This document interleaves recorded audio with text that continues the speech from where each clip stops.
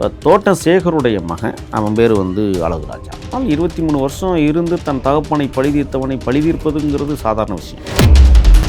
இப்போ அழகுராஜாவை வந்து கொலை செய்வதற்கு ஒரு டீம் ரெடியாக இருக்குது. அது காவல்துறையில் இருக்கிறவங்களே அதை வந்து செஞ்சுருவாங்கங்கிற ரீதியாக என்கவுண்டர் பண்ணிடுவோம் அல்லது வந்து கால்கையை ஒடிச்சிடுவோம் அப்படிங்கிற ரீதியில் இப்போ வந்து என்னென்னா D4 சாம்பசார் காவல் நிலையத்துடைய ஆய்வாளர் மரியாதைக்குரிய ஆனந்தன் அவர்கள் மீது இன்றைக்கு ஒருவேளை அழகுராஜாவை முடிக்க வந்து மயிலை சிவகுமார் டீம் வந்து போலீஸ் தயார் பண்ணுதா சார்?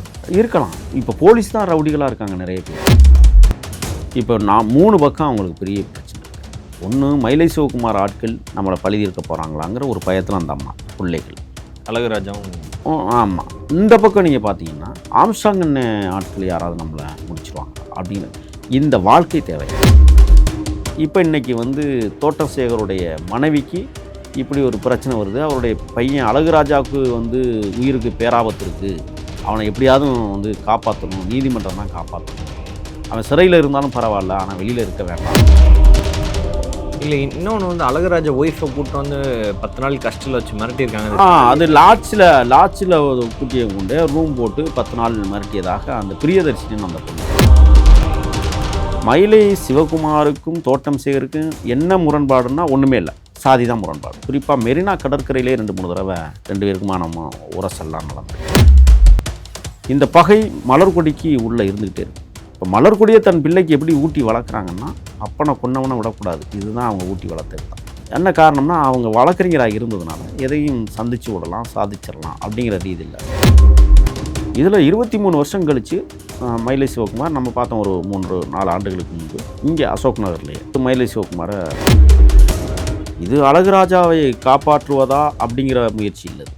இந்த அம்மா தன்னை காப்பாற்றிக் கொள்வதற்கு எடுக்கிற, நம்மளுக்கு முன்னாடி மகனை முடிச்சிருவாங்களோ இல்லை மகனுக்கு பிறகு நம்மளை முடிப்பாங்களோங்கிற ஒரு உயிர் பயம் இன்றைக்கி அந்த அம்மாவுக்கு தொற்றி கொண்டதான் இன்றைக்கி ஊடகத்தில் வந்து.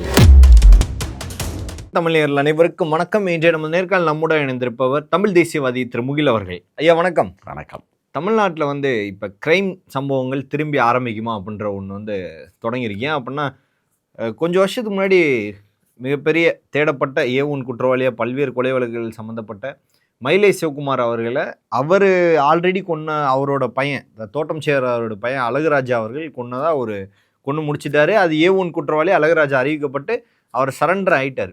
பட் அழகுராஜா சரண்டர் ஆனதுக்கப்புறம் அழகுராஜாவை கொன்றுவாங்க போலீஸ் அப்படின்ற மாதிரி அழகுராஜாவோட அம்மா மலர்கொடி அவர்கள் ஒரு ப்ரெஸ் மீட் வச்சுருக்காங்க. ஸோ இதோட உண்மைத்தன்மை என்ன, இந்த கேஸோட உண்மை நிலவரம் என்ன? வாழைமரம் போல வளர்ந்து வருகிற பகை உணர்வுகள். தோட்டம் சேகர் அனைத்து இந்திய அண்ணா திராவிட முன்னேற்ற கழகத்தில் பாடகர், மேடைகளில் பாடக்கூடியவர். தரைமேல் பிறக்க வைத்தான் எங்களை தண்ணீரில் மிதக்க வைத்தான் என்கிற பாடலை எல்லாம் அந்த காலத்தில் புரட்சித் தலைவர் எம்ஜிஆருக்கு பக்கபலமாக நின்று பாடி ஒரு பெரிய கூட்டத்தை வந்து குறிப்பாக மத்திய சென்னை பகுதிகளில் வச்சுருந்தார். அது வட சென்னைக்கும் விரிவடைந்தது. அவருடைய பாடலை கானா பாடலை போல உருவாக்கி திரைப்பட பாடலையும் மிக்ஸ் பண்ணி அது ஒரு விதமாக பாடக்கூடிய ஒரு பாடகர்.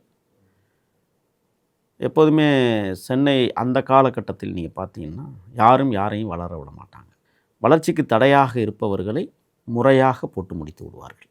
இது அந்த காலத்துலேருந்தே நம்ம பார்த்துருக்கோம். நிறைய நீங்கள் வீரமணி காலத்திற்கு முந்தைய காலங்கள்லேருந்தே வந்து சேரா போன்றவர்கள்லாம் என்ன பண்ணிக்கிட்டு இருந்தாங்க அப்படிங்கிற விஷயமெல்லாம் நம்மளுக்கு தெரியும். வீரமணி படுகொலைக்கு பிறகு வந்து ஒரு அசாதாரண சூழல் ரவுடிகளுக்குள்ளேயே நிகழ்ந்தது. அவருக்கே இந்த கதினா நம்மளுக்கு என்ன கதி?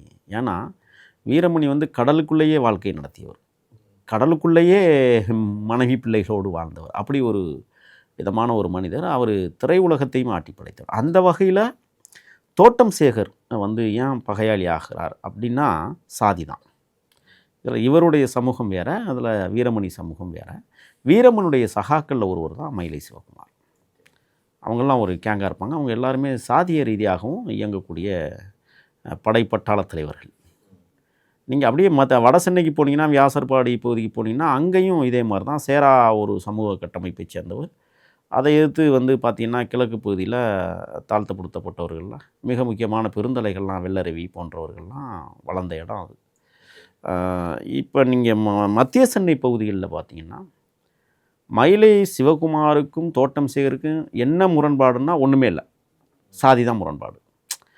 ஒன்று. ரெண்டாவது என்னென்னா, ஒரு முறை அம்பேத்கரை இழிவாக பேசியதாகவும் வந்து வீரமணி அதனால் எமோஷ்னல் ஆகி தோட்டம் சேகர் இப்படி பண்ணிகிட்ருக்கான், அம்பேத்கரே இழிவாக பேசுகிற ஒரு சூழலுக்கெல்லாம் இருக்குது, அது சரியாக வராது அப்படிங்கிற ரீதியில் வீரமணியும் கொஞ்சம் ஒரு மிகப்பெரிய காழ்ப்புணர்ச்சியில் இருந்த காலகட்டம்.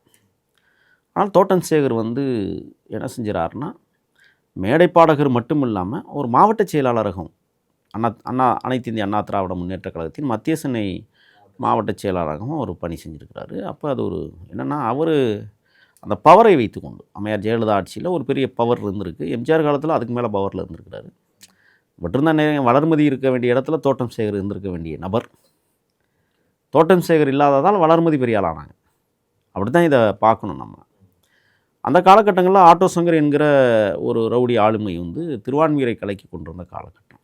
பகுதிக்கு பகுதி ரவுடிகள் அந்த காலத்தில் உருவானது. விதவிதமாக புதுப்புதமாக வந்தாங்க. தோட்டம் சேகர் மாவட்ட செயலாளர் என்கிற ஒரு பெரிய அந்தஸ்தோடு உள்ளே வர்றார். இதில் வந்து மயிலை சிவகுமாருக்கும் அவருக்கும் அங்கங்கே சில உரசல்கள், மோதல்கள், குறிப்பாக மெரினா கடற்கரையிலே 2-3 தடவை 2 பேருக்குமான உரசல்லாம் நடந்திருக்கு. அதுக்கு காரணம் என்னென்னா, என் மாவட்டத்தின் எல்லையில் இருக்கிறது மெரினா, என் கண்ட்ரோல் அப்படின்னு அவர் யோசித்தார். மயிலை சிவகுமார் என்ன யோசிக்கிறான், என் பகுதி இது, எனக்குள்ளே வந்து நீ வந்து பிரச்சனை பண்ணுவியா அப்படிங்கிறது மாதிரியான ஒரு சூழலை உருவாக்குனதுக்கு பிறகு தான் 2 பேருக்கும் ஒரு பெரிய பகை வளருது. அது மயிலை சிவகுமார் முந்திக்கிறாரு, தோட்டம் சேகரை முடிச்சிடுறாரு. ஆக்சுவலாக வந்து தோட்டம் சேகருக்கு 2 மனைவிகள். மூத்த மனைவி ஒருத்தவங்க, அவங்களுக்கும் பிள்ளை இருக்குது. 2வது மனைவி தான் வந்து 2 பையன் ஒரு பொண்ணுன்னு சொன்னாங்க, அது சரியாக தெரியல. பட் 2வது மனைவி வழக்கறிஞர். வழக்குக்கு போயிட்டு வருகிற போது போகும்போது வரும்பொழுது அந்த வளர்மதி மலர்கொடியை பார்க்குறாங்க. அது பார்த்தோன்னா அங்கே காதல் உருவாகுது. அந்த காதல் கல்யாணத்தில் முடியுது. அப்புறம் குடும்பஸ்தகரம் ஆயிடுறாங்க. அப்படி அது பிறகு குழந்தைகள். தோட்டம் சேகர் படுகொலை செய்யப்பட்ட போது பெரிய பையனுக்கே வந்து 4 வயசுன்னு சொல்கிறாங்க. 3 வயசும் 2 வயசும். ஆமாம், 3 வயசு 2 வயசு அந்த மாதிரி அடுத்தடுத்து பிறந்த. ஆமாம், அந்த மலர்கொடிக்கு வந்து 25 வயசு. இதில் தோட்டம் சேகரை பழிதீர்ப்பது என்பது 2 தரப்பில் முடிவெடுக்கிறாங்க. ஒன்று, வீரமணி தரப்பும் முடிவெடுக்கிறாங்க. அவருடைய சகாக்கள் அணியாக இருக்கக்கூடிய மயிலை சிவகுமாரும் முடிவெடுக்கிறாரு. தனித்தனியாகவே முடிவு, ஒன்று நீ போடு இல்லைன்னா நான் போட்டுறேன் அப்படிங்கிற ரீதியில் தான் இருந்து மயிலை சிவகுமார் வந்து என்ன செய்கிறாருன்னா தோட்டம் சேகரை முடிவு பண்ணி போட்டுறாரு. கிட்டத்தட்ட ஒரு 20-22 ஆண்டு காலம் வந்து இந்த பகை மலர்கொடிக்கு உள்ளே இருந்துக்கிட்டே இருக்குது. இப்போ மலர்கொடியை தன் பிள்ளைக்கு எப்படி ஊட்டி வளர்க்குறாங்கன்னா, அப்பனை கொன்னவனை விடக்கூடாது, இதுதான் அவங்க ஊட்டி வளர்த்த விதம். என்ன காரணம்னா, அவங்க வழக்கறிஞராக இருந்ததுனால எதையும் சந்தித்து விடலாம், சாதிச்சிடலாம் அப்படிங்கிற ரீதியில் தோட்டம் சேகர் ஒரு மாவட்ட செயலர்னா பணம் இல்லாமல் மாவட்ட செயலர் ஆக முடியாது. பணம் இருக்குது. கட்ட பஞ்சாயத்துகள் நிறைய பண்ணியிருக்கிறாரு. இதில் கட்ட பஞ்சாயத்தில் வந்த வினை தான் ஆரம்பத்தில் வீரமணிக்கும் தோட்டம் சேகருக்கும் ஒரு பிரச்சனையை ஏற்படுத்துது. அதுக்கப்புறம் மயிலை சிவகுமார் கட்ட பஞ்சாயத்து, கட்ட பஞ்சாயத்து, அதெல்லாம் லேண்ட் ப்ரோக் அப்படிங்கிற ஒரு விஷயத்தில் தான் எல்லாமே வந்து முடிவாகுது.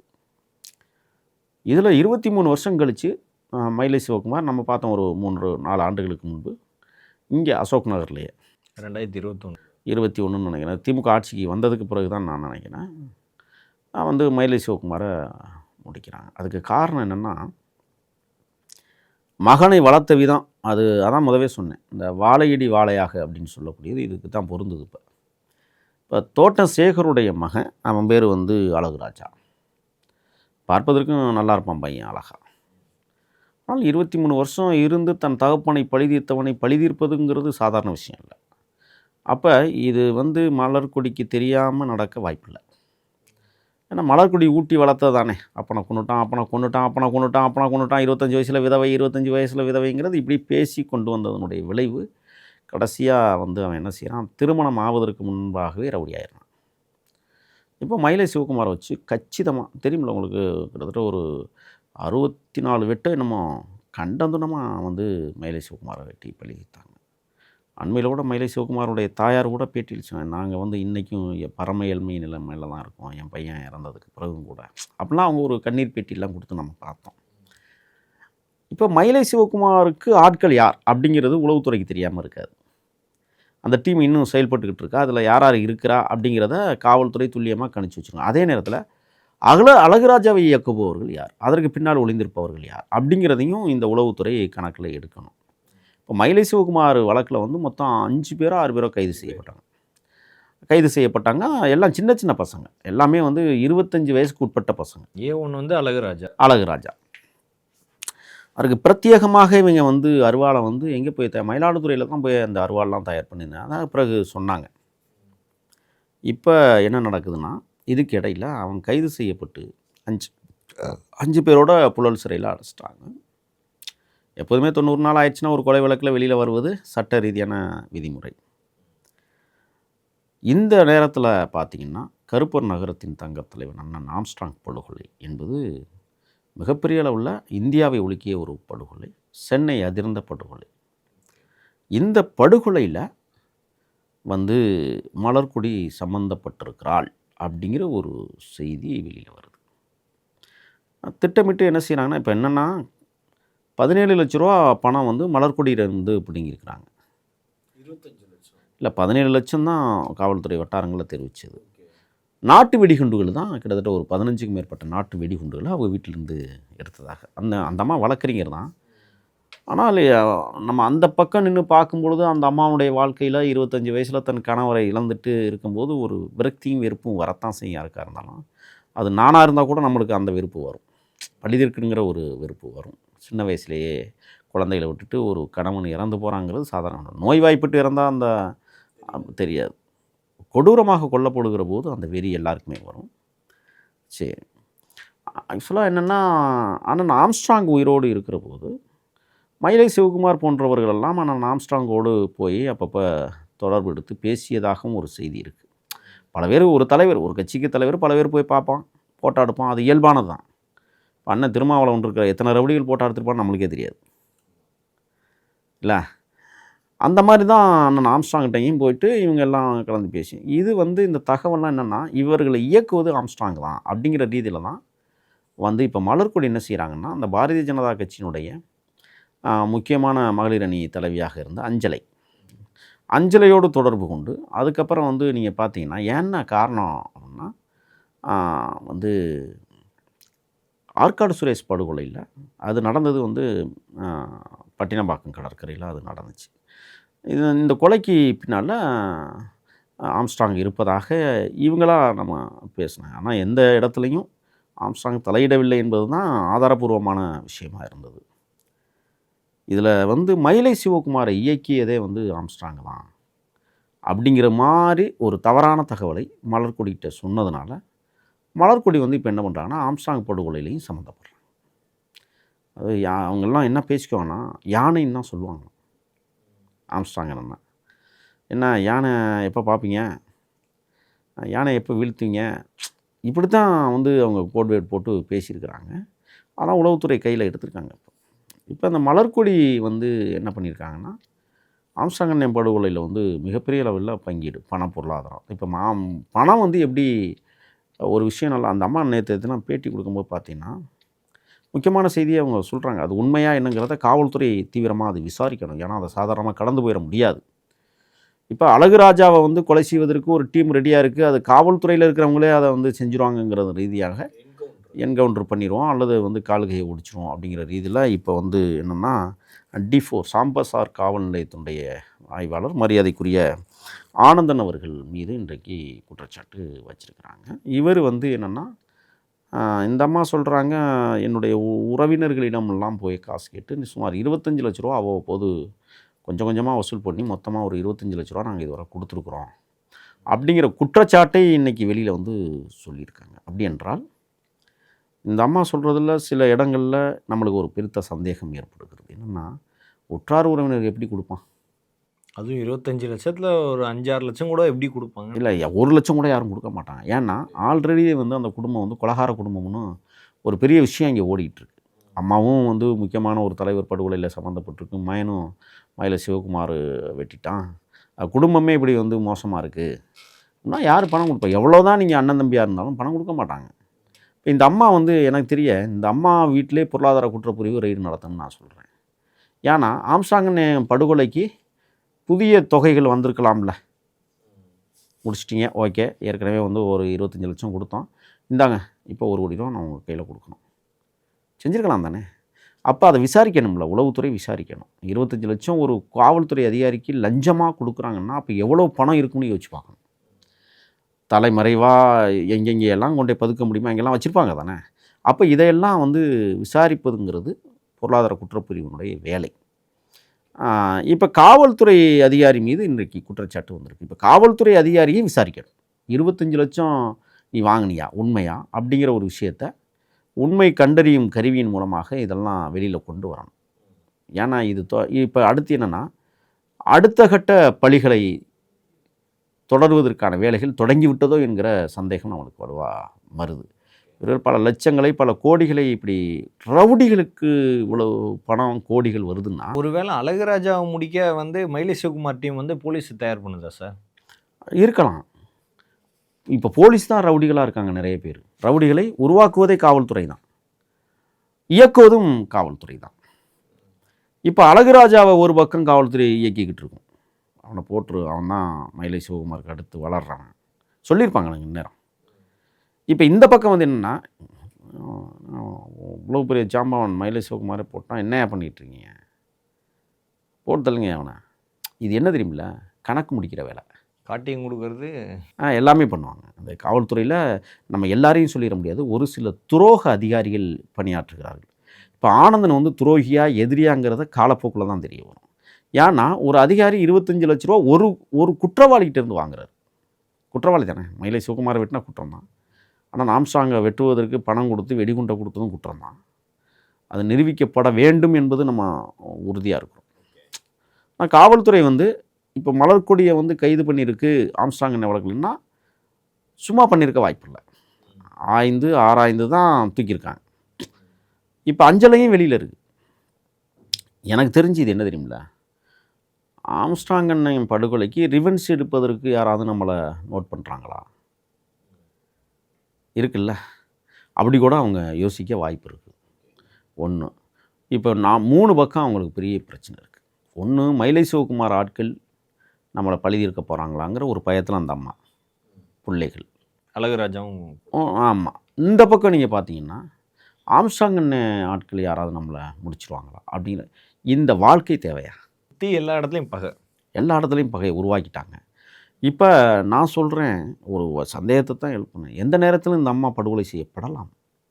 ஏன்னா உன் புத்திக்கு உனக்கு அதுதான் தண்டனையாக இருக்கும். நீ வந்து மயிலை சிவகுமார் வந்து புருஷனை வெட்டிட்டான், ஓகே, சட்டம் பார்த்துக்கொள்ளும். நீ ரிவென்ஸ் எடுத்தியல்ல, அப்போ ஒன்றைய போடுறதுக்கு ரிவென்ஸ் எவனாவது எடுப்பானா, எடுக்க மாட்டானா? இல்லை சார், அவங்க முதல் பையன் வந்து படித்து இன்ஜினியரிங்காக இருக்கான், அவன் மேலே கஞ்சா கேஸ் போட்டால் அது போலீஸோட அதிகாரம் தானே? இல்லை, நான் காவல்துறை நிறைய இடத்துல இந்த தப்பு நான் அது அடிக்கடி சொல்லுவேன். என்னென்னா, அனைத்து காவல் நிலையங்களிலும் பரிசோதனையிட வேண்டும். என்னென்னா, இவர்களே கஞ்சாவை கொண்டு வந்து வச்சுட்டு அவனை குற்றவாளியாக்கி கூண்டில் நிறுத்தணும். இப்போ அண்மையில் வந்து நீங்கள் இந்த கடலூர் மாவட்டத்தில் பாவம் ஒரு பொண்ணு, தாழ்த்தப்படுத்தப்பட்ட பொண்ணு, அம்பேத்கர்னு ஒரு போலீஸ் அதிகாரி சாதி வேற சொல்லி அந்த பொண்ணை இரவெல்லாம் கூட்டிய கொண்டே ரூமுக்குள்ளே வச்சு அடைச்சி படாத பாடுபடுத்தி குழந்தைக்கு பால் கொடுக்க விடாமல் மார்பெல்லாம் அதுக்கு வீங்கி கொட்டாங்குச்சியில் வந்து பாலை கறந்து வெளியில் ஊற்றி சிறையிலேயே சொல்ல முடியாத வன்கொடுமைகள் நிகழ்ந்திருக்கிறது. இது காரணம் இந்த அம்பேத்கர்னு ஒரு அயோக்கியத்தனமான ஒரு காவல்துறை அதிகாரி. அவர் யாருன்னா, தங்கை ஸ்ரீமதி வழக்கை ஊற்றி மூடியவரில் மிக முக்கியமான நபர். ஏன் அந்த காவல்துறை என்ன பண்ணுதுன்னா, எல்லா இடத்துலையும் சாதாரண அப்பாவியில் கூட கஞ்சா அல்லது திருட்டு இந்த மாதிரி வழக்குகளில் போட்டு தன் பதவி உயர்வுக்காக பயன்படுத்தி கொடுக்குறார்கள். இப்போ இந்த வகையில் இப்போ நீங்கள் பார்த்தீங்கன்னா, இப்போ மலர்கொடிக்கு யார் ரிவென்ஸ் எடுத்தது அப்படிங்கிறது அந்த அம்மா சொல்லின் கூற்றுப்படி பார்த்தா, ஒன்று மயிலை சிவகுமார் ஆட்கள், அப்படி இல்லைன்னா போலீஸ். 2 பேரை குற்றம் சொல்கிறாங்க. இப்போ யாரை குற்றம் சொல்லாமல் இருக்காங்க? இங்கே தான் மிக முக்கியமாக நீங்கள் கவனிக்கணும். அப்படி என்றால் ஏன் அந்த அம்மா ஆம்ஸ்ட்ராங் விஷயத்தில் வாயை திறக்காமல் இருக்கிறாங்கன்னா, அது வழக்கு உச்சக்கட்டத்தில் நிற்கிது. சிபிஐ விசாரணை வந்து வேண்டும் சொன்னாலும் 3 முறை தமிழ்நாடுனுடைய அரசு உச்சநீதிமன்றத்தில் போய் இல்லை நாங்களே விசாரிச்சிடுவோம்னு சொல்கிறாங்க. முதல் குற்றவாளியான சம்பவம் செந்தில் இன்றைக்கி வரை கைது பண்ணலை. அந்த வழக்குக்குள்ளே நம்ம போனோம்னா பெரிய விடயமாக இன்றைக்கி இருக்குது. என்கவுண்டர் பண்ணாங்க. இப்போ திருவேங்கடம் நான் என்ன கேட்குறேன்னா, நான் எல்லாருமே கேட்டோம், திருவேங்கடம் எப்படி ஒரு ஆயுதத்தை மறைத்து வைத்துக்கலாம், அதை போய் எடுத்துகிட்டு வான்னு போலீஸ் சொல்லுமா? சாதாரண திருட்டு வழக்கிலேயே கை ரெண்டையும் பின்னாடி கட்டி கைவிலங்கு போட்டு, காலு ரெண்டுலையும் செயினை பூட்டி கைவிலங்கு மாதிரி மாட்டி தரதரன்னு இழுத்துட்டு போவாங்களே ஒழிய சும்மா போயிருப்பாங்களா? இப்போ திருவேங்கடம் திட்டமிட்ட படுகொலை என்பதை நான் மட்டும் சொல்ல, ஊடகவியலாளர்கள் அனைவரும் இன்றைக்கி தமிழ்நாட்டில் அதை சொல்லிக்கிட்டு இருக்காங்க. அப்படி என்றால் இப்போ இன்றைக்கி வந்து தோட்டம் சேகருடைய மனைவிக்கு இப்படி ஒரு பிரச்சனை வருது. அவருடைய பையன் அழகுராஜாவுக்கு வந்து உயிருக்கு பேராபத்து இருக்குது, அவனை எப்படியாவது வந்து காப்பாற்றணும், நீதிமன்றம் தான் காப்பாற்றணும், அவன் சிறையில் இருந்தாலும் பரவாயில்ல ஆனால் வெளியில் இருக்க வேண்டாம் அப்படிங்கிற ரீதியில் இப்போ அவங்க என்ன பண்ணிட்டாங்கன்னா, ஒரு கஞ்சா வழக்கு அவன் மேலே போட்டு திருப்பியும் உள்ளதுக்கு வைக்கிறாங்க. எப்போ மயிலை சிவகுமார் கொலை வழக்குக்கு பிறகும் கூட டிசம்பர் 18ஆம் தேதி அவனை கைது பண்ணியிருக்காங்க. அதில் பயங்கரமாக அடித்து துன்புறுத்தி எல்லாம் செஞ்சதாக இந்த அம்மா அன்னைக்கு வந்து ஒரு குற்றச்சாட்டை வந்து வைக்கிறாங்க. இப்போ என்ன ஒரு செய்தின்னா, அதில் மாதம் 5 லட்ச ரூபா அந்த இன்ஸ்பெக்டருக்கு கொடுக்கணும், சப் இன்ஸ்பெக்டர் ஆனந்தனுக்கு அப்படிங்கிற ரீதியில் அவர் மிரட்டியதாக இன்றைக்கி இந்த அம்மா வந்து ஒரு குற்றச்சாட்டை பதிவு பண்ணுறாங்க. இதில் அவனுக்கு அடிபட்டிருக்கா இல்லையாங்கிறது ஸ்டான்லி மருத்துவமனையில் தான் சிகிச்சை கொடுத்துருக்காங்க. இப்போ அந்த பரிசோதனை அறிக்கைகளும் இந்த அம்மா என்ன சொல்கிறாங்கன்னா, எல்லாமே நாங்கள் தயார் நிலைப்படுத்தி வச்சுருக்குறோம், போலீஸ் வந்து என் பையன் அழகுராஜா வந்து கொல்றதுக்கு முயற்சி எடுத்துட்டாங்க. இல்லை, இன்னொன்று வந்து அழகுராஜா ஒய்ஃபை கூப்பிட்டு வந்து 10 நாள் கஸ்டடியில் வச்சு மிரட்டியிருக்காங்க. அது லாட்சில் கூட்டியை கொண்டு ரூம் போட்டு 10 நாள் மிரட்டியதாக அந்த பிரியதர்ஷினின்னு அந்த பொண்ணு பேர். ஆமாம், அழகுராஜா மனைவி. அது இப்போ பாருங்கள், ஜூலை மாதம் 23ஆம் தேதி தான் கல்யாணமே ஆயிருக்கு அந்த பொண்ணுக்கு. அதில் காதல் திருமணம் இருக்குது. அப்படி ஒரு கல்யாணம் அவங்க பண்ணியிருக்காங்க. இப்போ அந்த பொண்ணு வந்து என்னை 10 நாள் கொண்டே வந்து லாட்ஜில் வச்சு தங்க வச்சு அடிச்சாங்க. இதுவும் வந்து விசாரிக்கணும். ஏன்னு கேட்குறீங்களா? தாலியை கழட்டி போட்டு போன்னு சொல்லியிருக்கிறாங்க. அது இதெல்லாம் தவறான விஷயம். அது மனசு ஒத்து போச்சுன்னா யாரை வேணாலும் திருமணம் பண்ணிக்கலாம், அது பிரச்சனை இல்லை. இப்போ கரெக்டாக 10 நாள் தானே எப்படி கரெக்டாக சொல்ல முடியும்? 8 நாள் சொல்லலாம், 7 நாள் சொல்லலாம், 11 நாள் சொல்லலாம், 13 நாள் சொல்லலாம். 10 நாள்னால் அப்போ அங்கே ஏதோ ஒரு பொய் இருக்குங்கிறது மாதிரி சோடிக்கிறாங்கன்னு நான் நினைக்கிறேன். இப்போ இந்த விஷயத்தில் பார்த்தீங்கன்னா,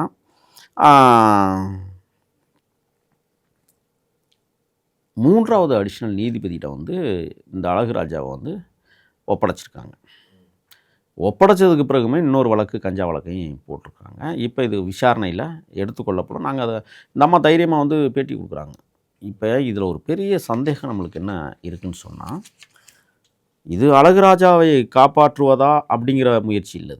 இந்த அம்மா தன்னை காப்பாற்றி கொள்வதற்கு எடுக்கிற முயற்சி. ஏன்னா ஒரு மிகப்பெரிய தலைவருடைய படுகொலையில் இந்த அம்மா சம்மந்தப்பட்டிருக்கு. அப்படிங்கும்போது நம்மளுக்கு முன்னாடி மகனை முடிச்சிருவாங்களோ, இல்லை மகனுக்கு பிறகு நம்மளை முடிப்பாங்களோங்கிற ஒரு உயிர் பயம் இன்றைக்கி அந்த அம்மாவுக்கு தொற்றி கொண்டதால் இன்றைக்கி ஊடகத்தில் வந்து ஏதோ யோக்கியதை மாதிரியெல்லாம் பேசிக்கிட்டு இருக்கு அந்த அம்மா. சாதாரண விடயம் அல்ல இது. வாழையடி வாழையாக நீ உங்கள் குடும்பமே கொலை செய்து கொண்டே இருக்கிறது என்றால் யாரும் யாரையும் விட மாட்டாங்க. அழகுராஜாவும் கொல்லப்படுவது உறுதியாக சார்? 100%. அதாவது என்னை பொறுத்தவரை எந்த அருவாளை தூக்குனவே அருவாளால் தான் வீழ்வான். அவன் ஒழுங்காக படித்து பொறியாளர் அவன் ஒழுங்காக வேலையை செஞ்சு எங்கேயாவது போய் பொழைக்கிறத வழியை விட்டுட்டு 23 வருஷம் கழித்து அவங்க அப்பனை பழி தீர்த்தவனை நான் பழி தீர்க்கிறேன்ட்டு ஒருத்தனை போய் பழி தீர்த்தா ஓகே, ஒன்றும் பிரச்சனை இல்லை. அப்போ எதிர்க்கு அப்போ உடனே பழி பற்றிப்பாங்கள்ல, உடனே எப்படி விடுவாங்க? இப்போ இன்னொன்று நான் இதில் ஒரு பெரிய சந்தேகத்தை நான் எழுப்புகிறேன். மலர்கொடி வந்து ஆம்ஸ்ட்ராங் படுகொலையில் இருக்கிறதுனால இப்போ அண்ணன் ஆம்ஸ்ட்ராங்குடைய தீவிரமான யாராவது ஒரு தொண்டன், என் தலைவனை போட்டேன், உன் ஆத்தாவையும் விட மாட்டேன், உன்னையும் விட மாட்டேன்டா, செஞ்சா செய்கிறதுக்கு வாய்ப்பு இருக்குல்ல. சரி, அண்ணன் ஆம்ஸ்ட்ராங் ஆட்கள் இல்லை. இப்போ உளவுத்துறை என்ன சொல்லணும்னா, என்னடா இவங்களோட பெரிய தலைவலியாக இருக்குது, திருவேங்கடம் மாதிரி முடிச்சு விட்ருலாம், முடிச்சு விட்டு பார்த்துக்குவோம். மரியாதைக்குரிய மாநகர காவல் ஆணையர் அருண் அவர்கள் அதை ஈஸியாக செய்வார், ரொம்ப எளிமையாக செஞ்சுருவார். இப்போ அழகுராஜா வந்து காப்பாற்றுறது சட்டமாக காவல்துறைங்கிறது ஒரு பெரிய கேள்வி இருக்குது. காவல்துறை காப்பாற்ற போகிறதில்ல, சட்டம் காப்பாற்றுமா? எத்தனை நாளைக்கு சட்டம் அவனுக்கு பாதுகாப்பு கொடுக்கும் அப்படிங்கிற ஒரு விஷயம் இருக்குல்ல. என்றைக்குனாலும் உறுதி தான், அதில் மாற்றம் இல்லை. நீங்கள் நான் ஏன் இதை உறுதின்னு சொல்கிறேன்னா, வரலாறு சொல்லுது அது பழிக்கு பழிங்கிறது தொடர்ந்து நடந்துக்கிட்டே இருக்கிறதுனால இதுவும் அப்படித்தான் போகுங்கிற ஒரு மிகப்பெரிய சந்தேகம் நம்மளுக்கு இருக்குது. ஒன்று அவனை காப்பாற்றி கொள்வது நல்லது. ஏன்னா அவனை நம்பி ஒரு புள்ள வேற இப்போ கல்யாணம் பண்ணியிருக்கான், அந்த பிள்ளைக்கு அறிவு இருக்கா என்னங்கிறது தெரியல. ஏதோ மயக்கத்தில் போய் இன்றைக்கி கல்யாணம் பண்ணிக்கிட்டு இருக்குது. அப்படின்றால் எல்லாமே வந்து தப்பாக நடந்துக்கிட்டு இருக்குது. இது மலர்கொடியும் வீழ்த்தப்படுவார், அவங்க மகன் அழகுராஜாவும் வீழ்த்தப்படுவார் என்பது கடந்த காலத்தில் நடைபெற்ற படுகொலைகளுக்கு படுகொலை நிகழ்வுகள் உதாரணமாகவே இருக்கிறது. காவல்துறை உரிய பாதுகாப்பை அவர்களும் மனிதர்கள் தான் என்கிற அடிப்படையில் சொல்கிறேன். எனக்கு என்னை நேசித்த தலைவன் ஆம்ஸ்ட்ராங் படுகொலையில் சம்பந்தப்பட்டவர்கள் என்பதற்காக அவர்களை படுகொலை செய்யுங்கள் என்று சொல்வது அபத்தமானது. அதுவும் ஒரு மனித உயிர் தான். அதைத்தான் ஆம்ஸ்ட்ராங் எங்களுக்கு கற்றுக் கொடுத்திருக்கிறார். ஆக அந்த அம்மையாரை பாதுகாக்க வேண்டியது சட்டமா, காவல்துறையா அல்லது நீதிமன்றமா என்பதை எதிர்காலம் தீர்மானிக்கும். அழகுராஜா அவரது உயிரையும் பாதுகாத்து கொள்வது நல்லது. பல்வேறு கேள்விகளுக்கு பதில் தமக்காக மிக்க நன்றி சார். நன்றி.